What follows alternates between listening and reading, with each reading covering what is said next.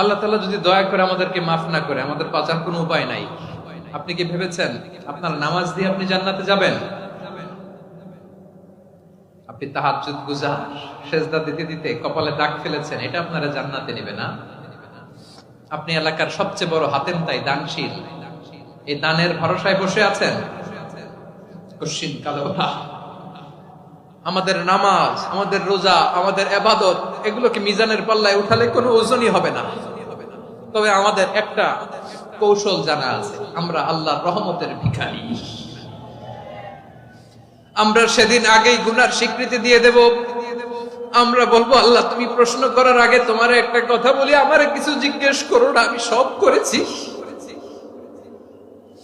এমন কোন পাপ নাই যে পাপ আমারে দিয়ে হয় নাই। তোমার রহমত দিয়ে তুমি জান্নাতে পাঠাবা, তোমার